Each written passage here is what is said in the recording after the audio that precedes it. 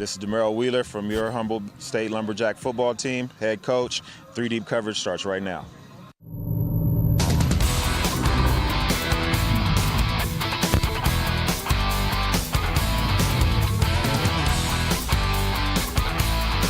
Good evening and welcome to 3 Deep coverage alongside Victor Aguiano.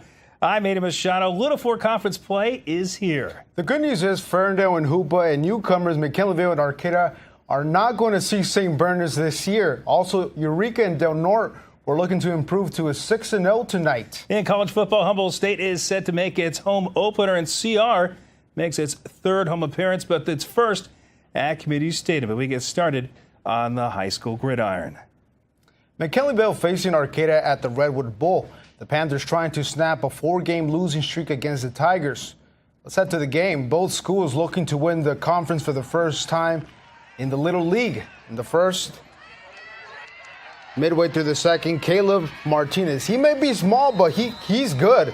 The junior gets the team into the Tigers 25. And then later they go for a field goal. It gets blocked. And it was just one of those games. Tigers running the 2-minute offense. Take a look at what Everett Halikas does.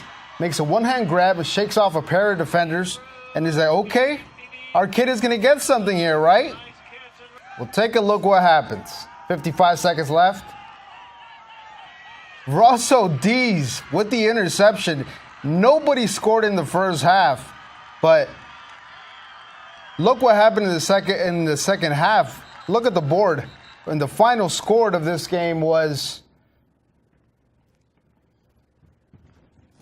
26-0.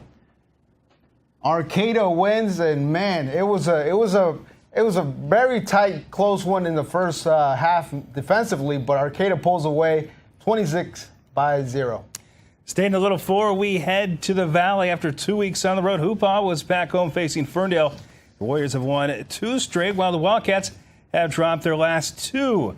And out to Hoopa for the highlights. There are the teams. First quarter, here comes William Reynolds to the left side. Down the sideline he goes. Touchdown Warriors. Extra point was good, and Hoopa has an 8-0 lead. Wildcats answer. Jenner Christensen throws to Tristan Martin, makes a great grab in the end zone for the score. It's now an 8-6 game. Second quarter, no one's going to stop Kimmett Peters. Another touchdown for Hoopa, 16-6 Warriors. Later in the first half, Christensen keeps it himself. Sophomore QB gets some nice blocks up front, finds the end zone. 16-12 Hoopa. The Warriors win the league opener 36-26. Hoopa 3-2 overall, 1-0 in conference. Ferndale with the loss, 1-4 overall. Eureka haven't lost a game at home in 2 seasons. The Loggers were going for their 9th straight win at Albee Stadium against Lincoln. Jason White looking for his 40th win as Eureka's head coach. Loggers up 20-16 early in the third. Robert Weir takes 1, 2, 3, 4 defenders before being brought down. The senior picks up 25, leads to a Eureka touchdown. The Zebras came back from 13 in the first half, so Zach Reed says, not this time. He picks him off. Tommy Turner cannot find his receiver. And ensuing possession, the Loggers opening the playbook. Cruz Montana to Tice Mullins. Number 3 does the rest. Lincoln can't catch up to him. Puts the team in the Zebras 40. Earlier in the fourth, Montana caps off the drive, finds Mullins at the back of the end zone to put this one away. Loggers win 34-22. They remain perfect on the season. Next week, they will face Livermore at home. Del Norte won just 2 games a season ago, but 2018 has been a different story for the Warriors, who are 5-0. Tonight, Del Norte and Fortuna were meeting for the first time this season, but the game won't count in the Big Four standings. It's just a non-league matchup. The Huskies will get back on track after seeing its 2-game winning streak come to an end at Tracy. It was homecoming night for Fortuna. Opening quarter, Zach Claus throws to Joey Pontus, and the senior running back is off to the races. He's fast. 61-yard touchdown, 7-0 Huskies. Still in the first, some nice defense by Del Norte. Eli Larson gets the Claus for the sack. Fortuna then having to punt the ball. The snap is high. Del Norte's Sebastian Puente gets the ball, is in for the score. The Warriors were successful in the two-point conversion and go ahead 8-7.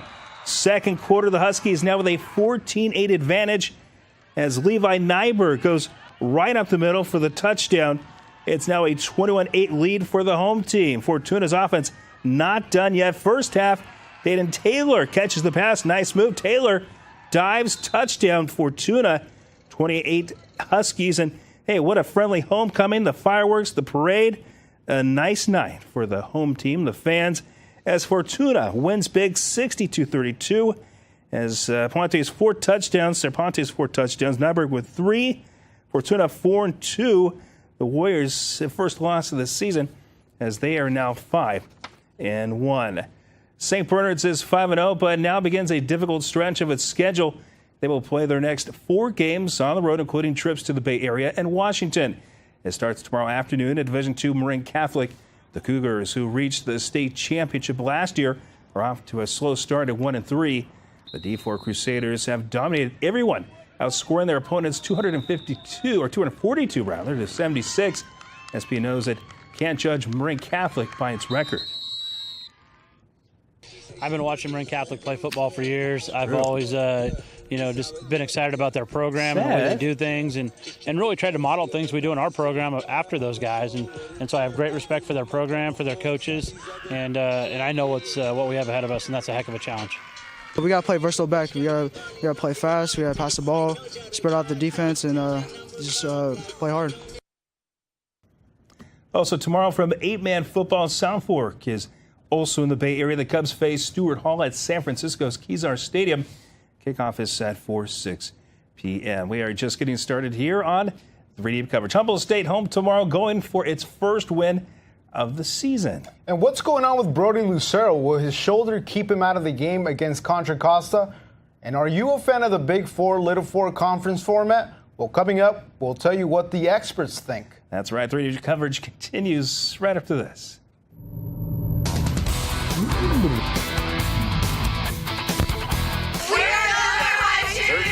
Touchdown for this season, 27-yarder.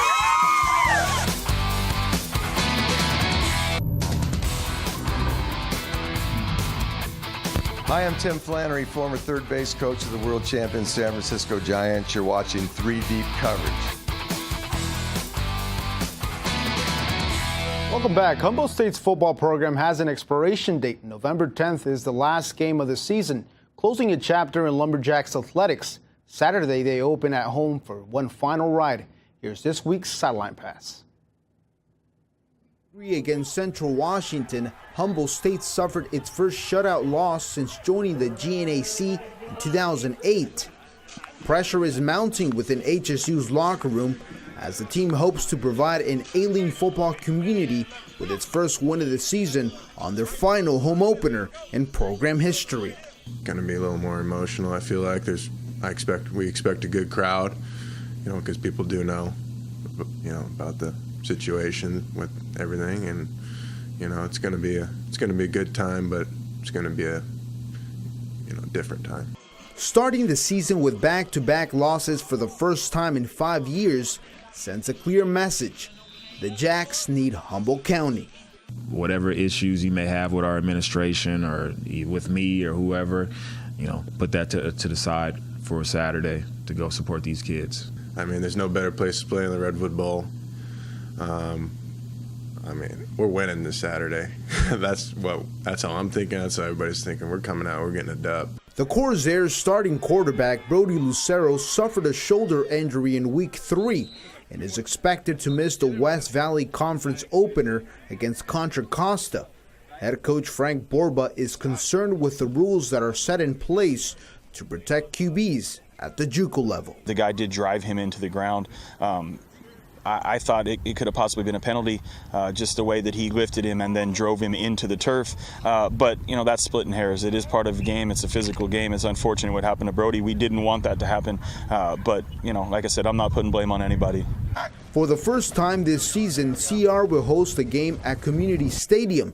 The Corsairs are looking to finish the season above 500 since 2001.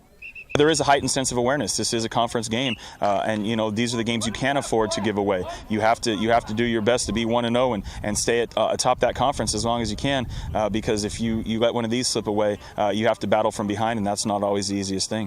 Tonight was the opening night of the Little Four play. This is the first season of the new HDN format, with St. Bernard's moving up to the Big Four and McKinleyville and Arcata dropping down to the Little Four. For the Humble Countertops and Surfacing Question of the Week, we asked experts to give us their views on the league changes.